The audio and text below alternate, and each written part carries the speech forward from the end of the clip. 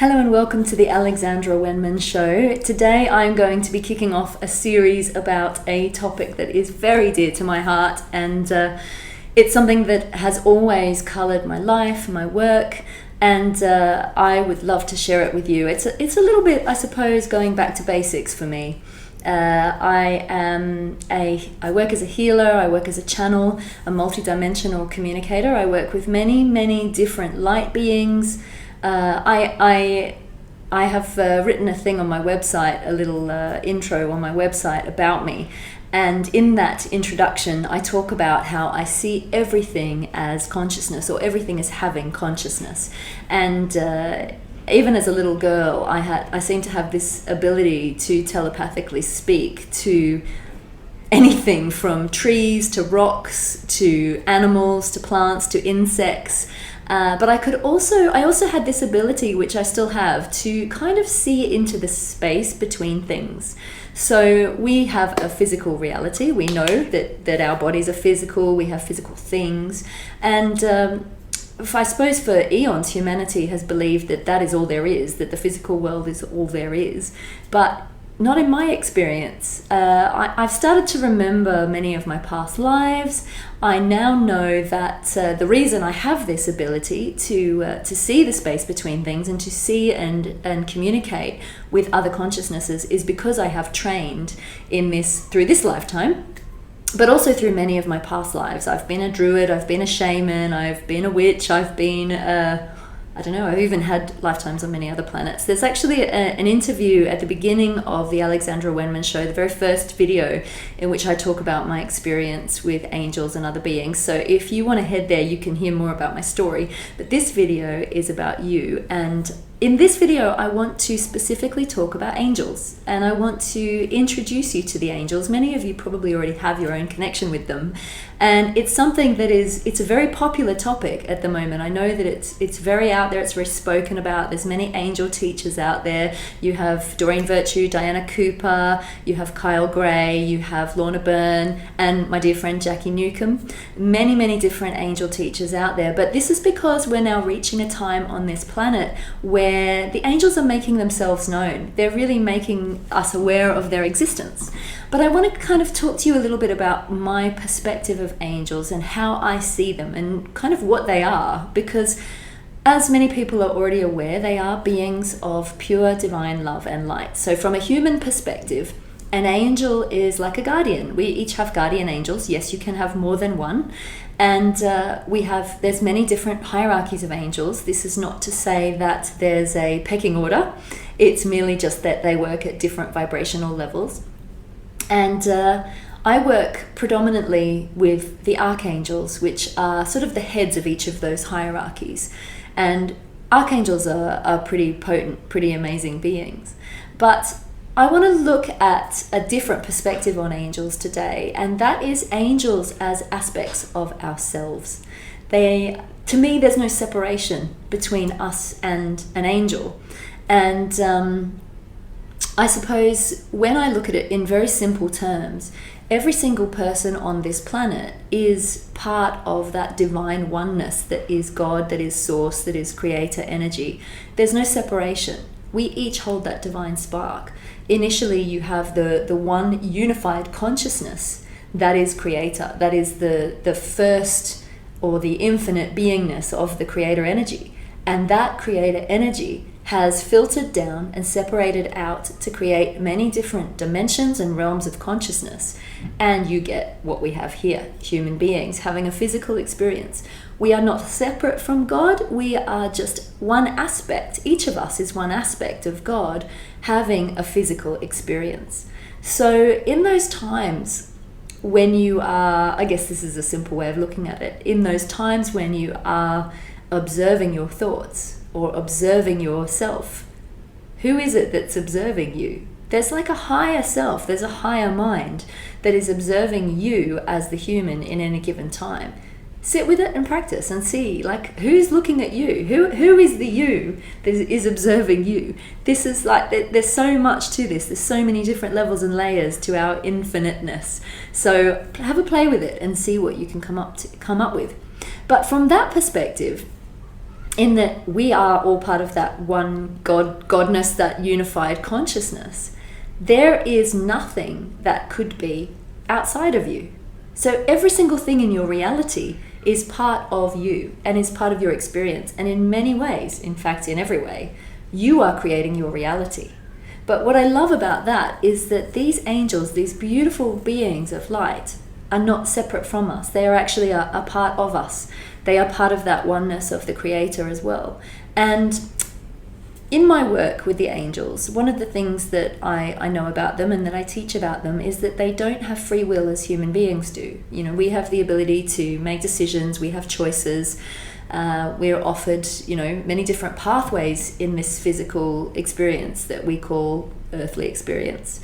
But the angels are there really to serve us, to lovingly be there for us. So on the one hand, if you say, you know, you don't have to say it aloud, but if you say, angels, please help me, they have to. They don't have the free will. They're here to serve us. So if you say, right, for example, Archangel Michael, which is one that many people know about, he's spoken about across all the world religions. And this is the other thing, the angels don't have, they don't belong to any one religion. They're without denomination. They are for everybody. You don't have to be a religious person or even think of yourself as a spiritual person to work with angels. It's a very personal relationship. But Archangel Michael, for example, if you say, Michael, I need your help, he's there. He's probably there even the minute you've had the thought to have the thought, before you've even asked the question. Just by saying his name in your mind or thinking of him, he will be by your side. And that goes without saying. So there's an element of trust to this. So how to work with angels? The first thing to do is ask. Because when we ask, they're there, and they're there the minute we have the intention. If you don't ask, they won't be there. They can't be there. They cannot intervene if you do not ask for their help, because they do not have free will. The only time I have seen evidence of an angel stepping in without being asked is when it's a life or death situation, when it's what we call an angelic intervention. When a person is perhaps in danger, it's not their time to leave the planet, and then their higher self steps in and the angels are sent to intervene. And I've had many clients in my healing practice who have told me stories of being in horrific accidents. I know of one girl who fell from a high building as a child, and she says that she was lifted out of her body by an angelic presence, and then, you know, on the impact she didn't feel it. She wasn't in her body to experience it. I have a couple of other clients who've been in horrific car accidents, and they too say that they were gently lifted from the scene of the crash by an angelic being, and they could only describe it as an angel that has stepped in. And because of that, their injuries weren't quite as bad as they would have been. I mean, they could have been killed, but because presumably, you know, one way of looking at it is maybe the person was lifted out of their body, and so the body was completely relaxed on impact, so that there was no tensing up, so the injuries were lessened. But I feel that there was protection put around these people so that they wouldn't leave the planet before it was their time. Angels work in such miraculous ways. So that's the one time I know of, or that I have experienced, where an angel can intervene or step in without you having asked for it. So the key, step one, is to always ask for help. If you want to work with the angels, if you feel drawn to it, or even if you just want proof or evidence. A lot of people are very skeptical of this. Because of this physical reality we find ourselves in, many people find it hard to believe in that which they cannot see, or that they don't have physical evidence of. But I'm here to tell you that now you can actually ask for evidence and you will receive it. The personal relationship that you forge with the angels is, you know, it's personal to you. And it doesn't matter what I teach you about angels or what any of the other spiritual teachers teach you about angels. The only way really to find out about them and what they're all about is to have your own experience and to invite them to work with you and show you how to work with them. So step one is to ask. Now, this is just, you know, when it first happened for me, it was just a thought. I didn't say it aloud. It was like a prayer. I'd hit rock bottom in a situation in my life, and I said, if you're there, I need evidence. I need proof. And because I'd always been taught about angels as a young child, my mother raised me to be Catholic. I don't practice any religion now, but because my mum always did an angelic prayer with me as I went to sleep as a child, I know I always felt them around me as a child. I was aware of angels when I was very little. But like everybody else, we get told that we have a vivid imagination, and I learned to shut it down, or I wanted to fit in with everyday society. I wanted to be normal. I wanted to fit in the box. So I closed down my connection with the angels, and I kind of thought my mum was a bit of a Looney Tune for a good few years when I was in my 20s. And then when I was sort of reaching my mid to late 20s, I had a massive awakening, and I went through a really difficult time. I'd hit rock bottom. I'd been living in the UK, having a tough time. And it was when I was home in Australia, actually, for my first visit home after about 2 years of living here, I put a call out for help. And I'd been suffering from quite severe depression and panic attacks and all sorts. And I think that what had happened was moving to London at the tender age of about 22 was a bit of a challenge for me, because I was very clairsentient, which is clear feeling, and I didn't realize that I had this particular psychic ability. I was always very insecure growing up. I was always bullied, and I didn't realize that what I would actually do is that I had these natural healing abilities, and I was taking on other people's emotions, and I had this build-up of other people's thoughts, feelings, emotions, other people's insecurities, basically, and I was holding them as though they were my own, because I didn't know what to do with them. And many empaths have this, or are doing this without realizing. I had no idea how to clear my energy field. I had no idea how to protect my energy field. And these were all things that I ended up learning a few years after moving to London. But when I first got to London, as you can imagine, I grew up in a small country town in Australia on the beach. So the energies there were quite light. It was quite a vibrant place to grow up. There wasn't too much heavy kind of toxic energy. And suddenly I got to London, and it's a melting pot. And obviously there's so much history in London as well. And what I now know is that I'd had many, many past lives in London, some of them a little bit heavy, for want of a better word. So first of all, I was taking on lots of other people's energies and emotions. So I was in overwhelm already. And then a lot of my past life memories or my past life karma had been triggered, and this had been triggered through my emotions. My emotions were trying to tell me something, and I didn't understand what was happening at the time. So I went into complete overwhelm, went into depression, and virtually went into meltdown. And on my first trip home to Australia, I'm very stubborn as well, so my mother kept saying, come home, come home. And I was like, I'm not coming home, I'm not giving up, I've moved here, I'm going to travel the world and I'm going to do stuff. But I was really struggling.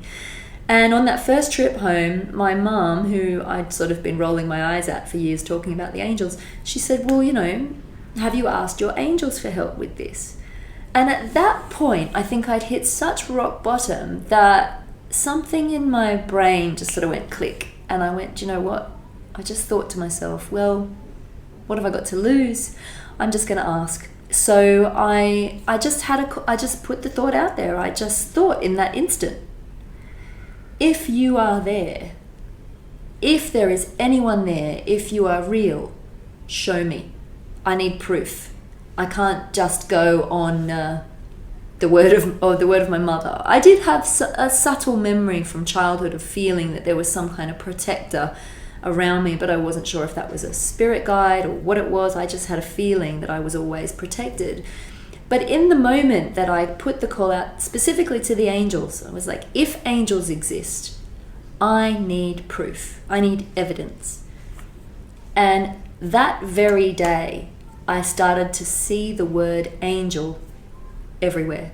Literally everywhere in my physical reality. People would walk past me with angel written on their t-shirt. I'd open a book. The first word I would see would be angel. I'd be in the supermarket and someone would say, would angel come to the cash register? I couldn't miss it. And this went on for months and months and months. Everywhere the word angel, without doubt. I couldn't refute it. And it was like that moment I wanted to elbow the person next to me and go, oh my God, can you see what's going on here? It was like having a personal joke with the universe.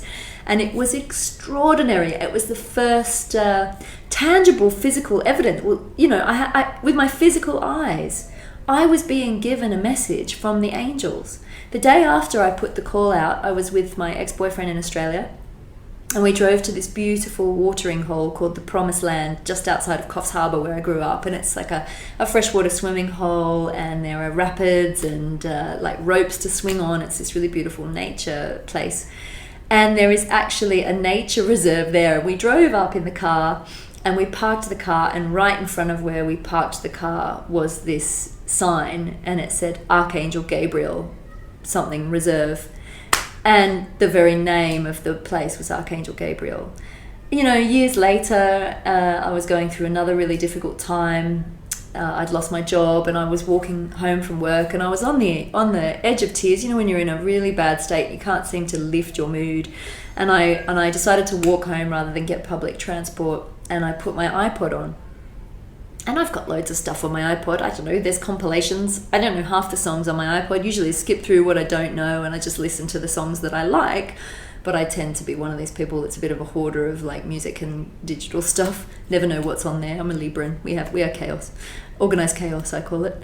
But I was walking home, and again I put this call out to the universe. It was like, please, you know, I need a sign that you're still there. I mean, still after everything I've experienced, I need evidence, right? So again, I asked the angels, show me that you're there. Show me that all is not lost. I was really again at rock bottom. It was almost felt like all my guides had stepped aside. And sometimes they do, to let you go through lessons that you have to go through.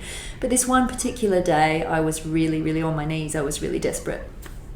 And as I said that, this melody came on my iPod, this song came on my iPod, and there wasn't much of an intro, but the words were, I can fly, but I want his wings.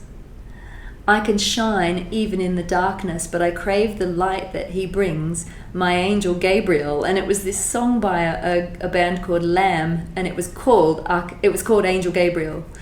And I had no idea this song even existed, let alone that I had a copy of it on my iPod.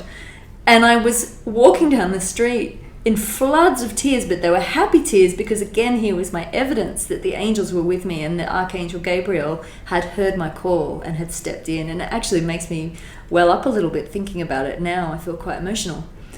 And yes, there we go. There we go. So they are there, they do listen, they will bring you evidence, but you have to believe for it to work.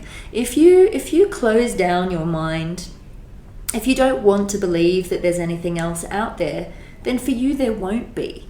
Because as I said, we're all part of the divine, we all are creators. We create our earthly experience with every thought that we have. We're putting a signal out to the world of what we want to receive. And in a weird way, humans have got it backwards. We think that reverse psychology works. So most of the time we're thinking about what we don't want and not what we do want. But if you think about what you do want, if you're willing to open your mind and you're willing to believe that there is more, you will start to see more and more of these miracles creep into your daily life. And we're at a really crucial point on our planet now where we have to start believing that there is something better out there, because with every negative thought, we're just creating more and more negativity. If you live in a world of fear, if you come from a place of fear and you always think that everything is going to be dark and hard and awful, then you will just get more of the same. And this is how we get caught in these downward spirals. But if you start to really believe and push back against those dark thoughts, really believe that something good can come of things, then you begin to create it. And that's when the light comes through the dark clouds and you can start to create this beautiful world that you want. Yes, I still experience darkness. Yes, I still have challenging times, but now I have the tools and the angelic and archangelic assistance to help me through those dark times. The best thing about working with the angels is that they can help to reinstate hope. They can help to bring joy back into your life. They can help to bring light into those dark areas. They can help with the simplest things and the most complex things. Next time you're looking for a parking space, ask the angels. I actually have an amazing story about angels, of two stories about the angels filling up the fuel tank in a car that was about to run out of fuel. A few years ago, I was with a good friend of mine, Anne Scholes, on a retreat that she was running in Ibiza. And I was with Anne and another friend, Debbie, and a few of the other girls in the car, and we'd been to Esvedra Beach, Calador Beach, to look at the rock of Esvedra for the day. And on the way back, we realized, oh gosh, we're really low on fuel. So we were like, oh my God, okay, angels, please fill up the fuel tank. Please fill up the fuel tank and get us to a petrol station. And we literally were running on fumes, and we made it to the petrol station. And then a few years after that, I was in Australia. I was back in my hometown of Coffs Harbour, and I was actually teaching angelic Reiki at the time. And I was with a good friend of mine, and we were driving home to my house after the course. And we drove past the Big Banana, which is a local landmark in Coffs Harbour. And as we were driving past the Big Banana up the hill on the headland, she was like, oh my God, Al, I think we were about to run out of petrol. And she hadn't checked the petrol gauge. And the car actually started cutting out on the hill on this big 6-lane highway that runs out towards where I live with my parents in Moonee. And we're going around the hill, and I was like, okay, everyone, don't look at the petrol gauge and visualize the petrol tank full. And I said, we'll call on the angels to fill up the petrol tank, and literally running on vapor, like at this stage. And I was with her and her daughter, and we all visualized the petrol tank full. And suddenly the car sprang back into action, and we managed to make it over the hill and down, and it was a good 10 minutes till the next petrol station, but we made it and we filled up the car. And I swear to God, that petrol tank was literally on empty, and the car had been cutting out, but the angels filled up the petrol tank. So if you believe and you really focus on it, the angels will step in, they will help, and miracles are possible. That's some very simple miracles. Without fail, we always find a parking space when we call on the parking angels. If you lose things, like even today I'd lost the microphone that I used to film. I was like, oh God, come on. Right, first of all, you can call on Saint Anthony. I mean, Catholic girl, being raised a Catholic, I would always call on Saint Anthony, patron saint of miracles and lost things. But one of the angels that you can work with is a beautiful angel called Shamuel, and Shamuel will find lost things for you. She's actually the archangel associated with love, with divine love, romantic love. This is kind of the color I feel when Shamuel's around. She's very connected with that rose quartz color. This is a petalite ring. This kind of color is very Shamuel. I feel very Shamuel today. But Shamuel, as soon as I said, Shamuel, please find the microphone, picked up something, and it was underneath whatever I picked up, but I'd been tearing the house apart before I found the microphone, and suddenly there it was. So angels can bring you miracles, even the smallest of miracles. And as I said, I've spoken to people who've been in horrific accidents where angels have intervened. I had an experience quite a number of years ago. I was on a night out with a good friend of mine, who now lives in Australia, but we were on a night out in London. And she used to think I was a bit batty talking about angels all the time. I've had many people think that I'm a bit wacky. Wacky Wenman is now the nickname.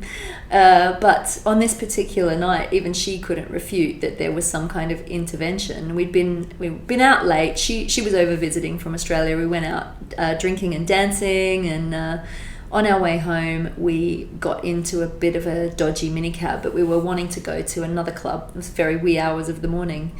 And something about this minicab, I had a bad feeling about it to begin with, but because we'd picked it up from one club, I thought, well, maybe it's kosher. And we were obviously a little bit tiddly at this stage, but there were just the two of us. And we needed to go to a cash point because none of us had any cash in our wallet to pay for the cab. So we asked the cab driver, please go to a cash point so that we can get some money out. Anyway, we drove to a cash point near Old Street at a petrol station. And he pulled in, and my friend got out of the taxi first to go and get money out of the cash point. And the minute she got out of the cab, and I was sat with my door open and my feet outside the cab on the pavement. And this guy was a big guy. And as soon as she got out, the next thing that happened was he turned to me and said, shut your door. And was quite aggressive about it. Shut your door. Get in and shut the door. And something immediately stopped me, and I felt an immediate threat. And I said, no, I'm not going to shut my door.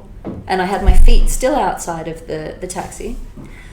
And I said, I'm not going to shut my door. And he proceeded to basically get more and more aggressive with me. And he said, shut the door, I have to move the cab because we're blocking the entrance to the petrol station. And I looked, and the driveway was completely clear. and there were no other cars around either. So immediately my intuition, well, my common sense was, we're not blocking the driveway. I'm not shutting my door. I'm not shutting my door until my friend is safely back by my side. But in that moment, I thought, oh God, I'm in trouble here, because if this guy decides to floor it, I'm going to be stuck in this cab with this guy, and God knows what his intentions are. So at that moment, I immediately called on Archangel Michael. I was quite terrified. I thought, how have I got myself in this situation? Suddenly I sobered up very fast, and I said, Michael, help me. And I hadn't seen them, and this guy hadn't seen them, but somewhere in the second I had the thought of Archangel Michael, help me, suddenly a policeman popped his head round the corner and said, please step out of the car, sir, to the driver of the taxi. And I was like, and I looked and I was like, how on earth did they arrive? But this huge police van suddenly materialized behind the car, behind the taxi. And it hadn't been there a split second before when I checked the driveway.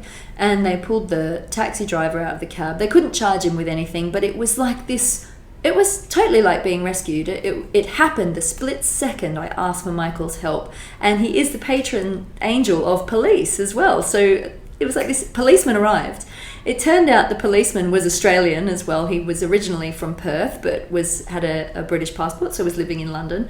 And then my friend and I got a police escort back home to all the way back home to my house. And we sat in my kitchen drinking tea, just going, what just happened? How on earth did that happen? Because she was like, that police car was not there a second before. It appeared out of nowhere, and an Aussie policeman, no less. I mean, and a police escort home, and I was literally, I think, saved from something quite frightening by Archangel Michael.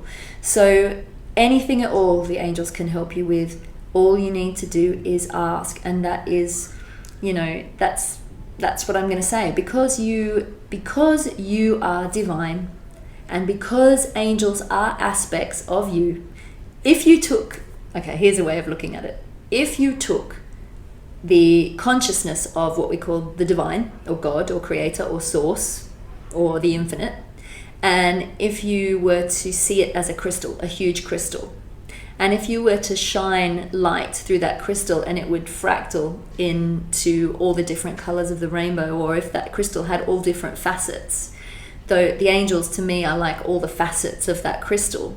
And because we are that whole crystal, or we are also a facet of that whole crystal, the angels are all facets of us. So there is another way of looking at it, in that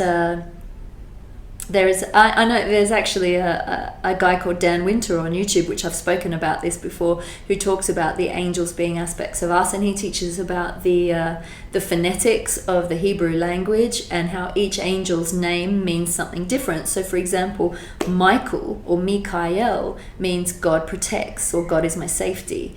And the very name Mikael invokes that protector energy within you. It invokes your divine protection, your divine willpower, your divine safety. So you're actually invoking your inner divine warrior just by saying the name Michael, just by saying Mikael. Same with Raphael. Raphael means God heals, or God, he's the angel of healing, science, and knowledge. So if you say Raphael, you're invoking the healing aspect of you. And they also work on different color rays. Michael, to me, is indigo. A lot of people see Michael as red because he represents fire, or orange in the Kabbalah. Raphael, to me, is a green angel. He comes in with emerald green, but some people see him as yellow. And again, this is part of your own personal experience. Lots of different people teach different colors for each angel. My guidance is to find out what color represents each angel for you. To me, Shamuel is pink, but some people see Shamuel as a beautiful eggshell yellow. Just find out. So you do a little meditation and just say, okay, I invoke Archangel Michael, and I ask to either be shown or to know or to feel what color would most strongly represent Michael to me. So to me, it is indigo blue, but with some flecks of red, perhaps, or some flecks of orange run through that indigo blue.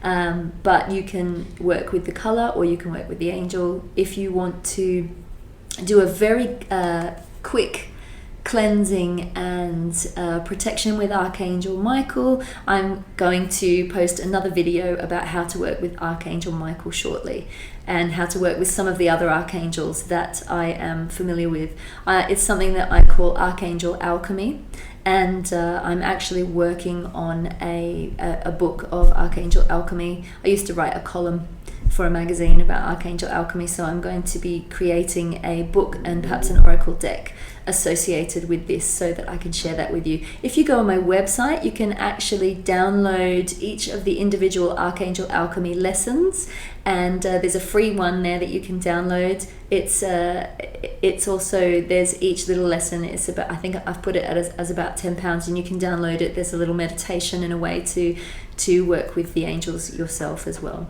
And my website is alexandrawenman.com, and it's Wenman. So I hope that this video on the angels has given you a little bit more insight about how you can start to forge your own personal connection with them. I encourage you to read as much as you can about the angels. There's so much on the internet. As I said, there's loads more spiritual teachers out there. But I just suggest read as much as possible, but use your discernment. If something doesn't feel true, and this is with any spiritual teaching or advice, if something does not resonate with you or doesn't feel right to you, then don't take it on board. You are your own teacher. We're not here to be gurus or to be above you. We're just here to share and to facilitate your journey. So if I say anything about angels and you think that's a load of hogwash, then switch me off. You don't have to watch me. I'm just here to share information, and I just do this because I love it, and it's helped to transform my life for the better. And if you want any proof or any evidence that the angels will help, then I'm it. You know, I've been through some very, very tough experiences in my life. I haven't spoken that openly about some of them, but I've come through them. And all that has happened is that it's served to make me stronger. It's served to make me feel more empowered, and to follow my dreams and to follow my heart, which is exactly what the angels want us to do. The love that an angel brings will often move you to tears. And as you saw before, I got quite emotional talking about that experience with Archangel Gabriel. But they move you to tears, in my experience, because the love that they bring is often love that we as humans don't feel that we deserve. But that unconditional love, to know that we are worthy and deserving of that level of unconditional love, love without limits, love without judgment, can often move you to tears, because we're so hard on ourselves as humans. And the angels and our higher selves and the divine, they want us to love ourselves wholeheartedly. I have said this before so many times.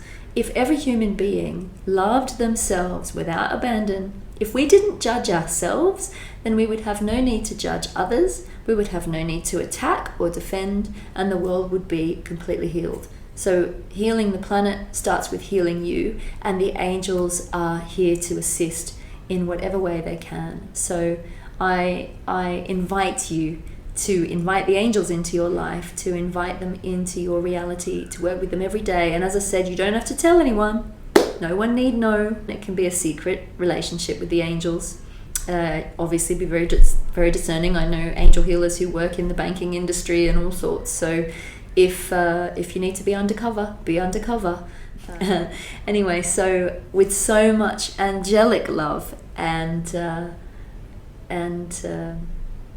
joy and wonderment and magic, I invite you to please open your mind, work with your imagination, not against it. Your imagination is not something to be blocked out. It is not something that is just full of a load of old silly foo-foo and idiotic ideas. It is actually your gateway to being able to experience higher consciousness and being able to tap straight into your divine self and your higher wisdom. And the more you access your imagination, the more you will gain access to who you really are. And that is the point. It's just loving ourselves completely on every level. So thank you so much for watching this video about angels. And as I said, I'll be sharing many more videos about the angels, especially some of my personal favorite archangels and how to work with them as well. Thank you.